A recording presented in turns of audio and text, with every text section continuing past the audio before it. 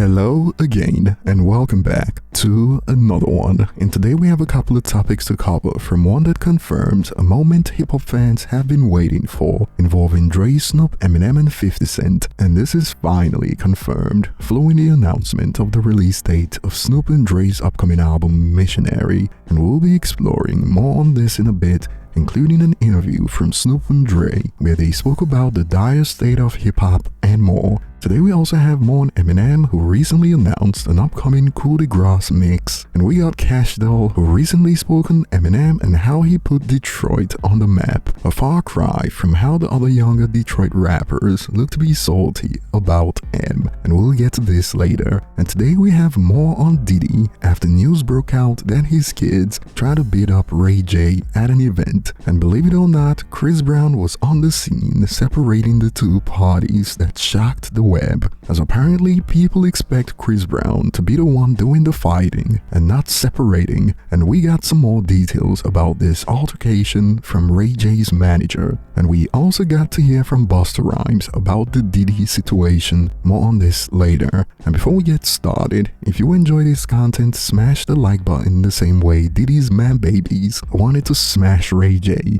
and subscribe for more if you haven't. And starting with the latest announcement from Snoop Dogg, check out the album trailer.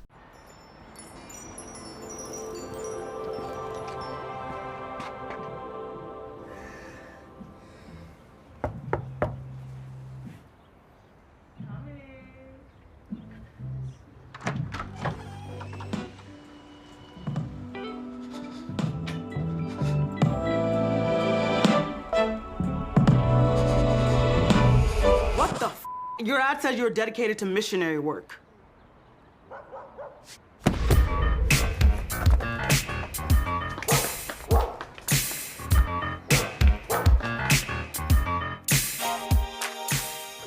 And the track list sparked reactions like "I'm crying." We finally got Eminem, 50 Cent, Dr. Dre and Snoop Dogg all on the same song. Loudly crying emojis. And speaking on Dre and Snoop, they briefly spoke about the state of hip-hop and producers in hip-hop a few days ago on the Stephen A. Smith podcast that even sparked a reaction from producer Hit Boy. Check out a snippet. What would y'all tell an artist today, that you're an aspiring artist, you want to make it? Be original, because right now it's so much copycat, mimicking, sounding alike, imitation. Be original, find your voice, find your production sound, find your ear for who you are, and be original. Even if it ain't hitting, stay you. Find your collaborator. I don't like the fact that there's like 9 different producers on one album. I like the idea of one producer on one album. Right. The continuity is everything. Yeah, where did that come from? Where did it come from where you got cats that want to be with 9 different producers on one album and stuff like that? When the hell did that start? I don't know. I don't like it. If you're a producer, you should be able to produce the entire album. That's what I thought it was supposed to be. Right. That's what I was doing at the beginning. There's a lot of beat makers though, Doc. That's what the difference between your era and this era is, that there aren't too many producers as much as there are beat makers. They're giving you all these computer packages that has the drum loop, has this, y'all had to make the loop. I feel like it's a change that's happening right now. From all this mumble rap thing and everything that's happening right now, there's somebody in somebody's garage that's happening right now that's gonna be the next Snoop or Dre or next Prince or Michael Jackson or whatever, that's coming up with something that's gonna change the game. It's gotta happen right now, and it's wide open, because everything that's happening right now in the music game, is especially hip hop, is weird as fuck. And we got a reaction from Hit Boy where he revealed that it is even worse than Dr. Dre suggested. Check it out.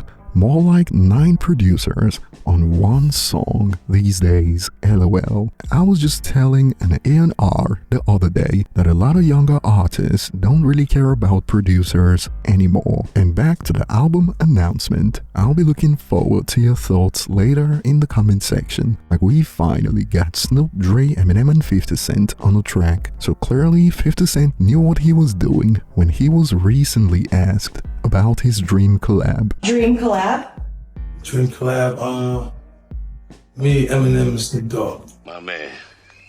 And moving on, Eminem recently made an announcement. The show you've all been waiting for, Coup de Grace DJ Mix by DJ Scram Jones, now available on Apple Music. 1 hour of classics, remixes, freestyles, and other rare jams. So that's something to check out later. And moving on, before we get to Kash Doll's take on Eminem after news hit the web that Diddy's kids try to beat up Ray J and that they got separated by Chris Brown, TMZ caught up with Ray J's manager and we got to find out some details about the confrontation. Check out a snippet. I know you were at Tara's, Halloween party over the weekend. How was it? It was amazing. It was amazing? The party of the year. Diddy's sons, getting into an altercation with Ray J. Nobody's gonna press Ray J. Okay. It's not gonna happen. That was an unfortunate incident, and it was a great party that got ruined by little kids trying to fight a big boy. Okay. And sometimes you just can't have that happen. So I know that you broke up the fight with Diddy's kids and Ray J with Chris Brown. Can you tell me about that? I mean, it just was unnecessary. Like, everybody's all family, one way or another, no matter what people are dealing with in the world. Even though the Combs family's dealing with what they're dealing with, Ray deals with his life, Chris deals with his life. There's no reason for everybody to be fighting. And Ray is just not a guy that you're gonna go impress like that. And especially if you're at like one of our events, it's not gonna happen. Okay. So luckily, it didn't escalate any further and everything is all good. What was the argument? I mean, Diddy's kids were upset that Ray was, doing what Ray does. Ray is a television personality. Every week he's talking about stuff. He's going to say whatever he's gonna say. You're gonna live with it, you're gonna like it, it don't matter, but nobody's gonna press Ray J, period. And some believe it is time they stop treating Diddy's kids like kids. Diddy's sons are grown. Let's get busy when they play tough. No reason they should be comfortable pressing people. And some believe they should channel that energy to their daddy. Instead of pressing Ray J, they better press their daddy. This dude here definitely didn't do ish, lol. And we got more about how the trust fund babies need to act accordingly. Those kids should live like trust fund babies and not try to be gangster. Nobody respects them. They're about to see what little boys they are when Diddy is locked away for 40 years. And we got to find out Busta Rhymes' thoughts on Diddy's predicament. Check out snippets from Extra TV. I don't think that, number one, I think we need to stop doing a hip-hop scene. Like, this situation is not a hip-hop situation. And I also would like for everyone to be mindful of the thirst and the urgency and the need to speak on the situation. I think a lot of times people don't realize how insensitive it could be to have opinions on things that you have no understanding of outside of what you're being told. And we do know that propaganda is a real thing, and we also know that the truth is a real thing. I like to wait for the truth before I, really start to dive into trying to understand, because I think understanding is the absence of confusion. Understanding is the reflection of knowledge and wisdom. The truth is undisputed. I think that we kind of confuse ourselves prematurely past judgment, and we're not realizing how much we can directly and indirectly affect everyone involved with our unwarranted opinions. So with that being said, I'm gonna reserve my opinions and I'm gonna wish the best for everyone involved. The one thing that we should take away from what I'm saying is everybody probably need to mind their damn business until the truth is undisputed. At that point, justice needs to be served accordingly for everyone involved. Again, it's unfortunate because I wouldn't wish this on my worst enemy. And I'm talking about for the victims, and I'm talking about for Diddy. And many users turned on Busta Rhymes for his take on this, as we got responses like Busta on that Diddy freak off list, laughing emoji, and more. You can argue that this is the most hip-hop situation ever. I grew up wondering what happened to Biggie and Tupac. Diddy is at the center with both of them, and the degeneracy in this new generation. In fact, some believe if anyone should be speaking, it should be people like Busta. No, all y'all that were surrounding him need to speak out. Y'all want us in your business when it benefits you monetarily, but when things get hot, you tell us to mind our business. And to play devil's advocate, if Diddy struck a deal worth $3 billion, they'd be calling it a win not just for Diddy, but a win for hip-hop. So when Diddy gets hit with something negative, of course hip-hop is gonna get dragged into the mix. If you take in the positive, you also gotta take in the negative. But what are your thoughts on Busta's take?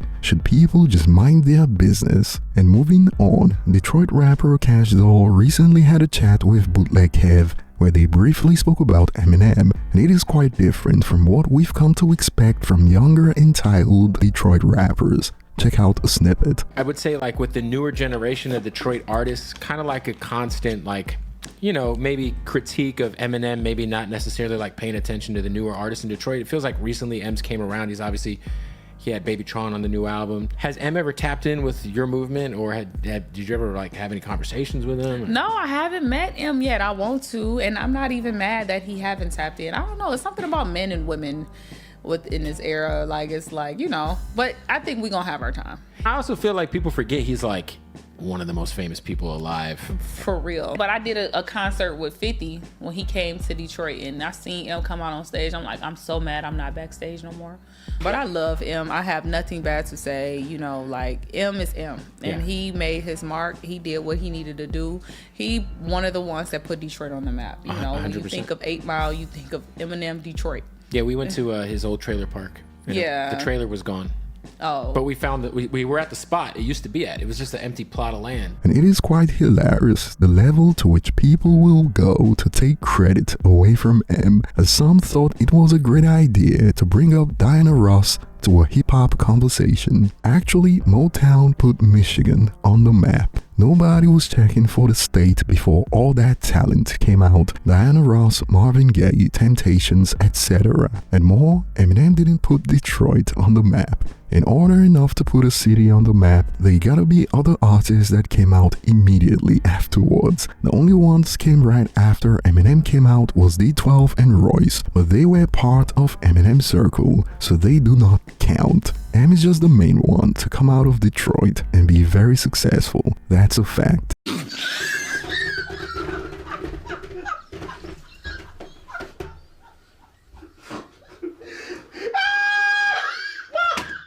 And this got a timeline in tears under the post, as what we just witnessed was pretty much Eminem didn't put Detroit on the map, he put Detroit on the map. The biggest rappers were known to hail from New York and LA, only for Eminem to take those crowns, as now the biggest rapper of all time hails from Detroit. There's literally no arguments to be made. This is an objective fact. People can feel how they want to feel about a fact, but the fact doesn't change. And I'll be looking forward to your thoughts in the comments section. Thanks for watching, and see you on the next one.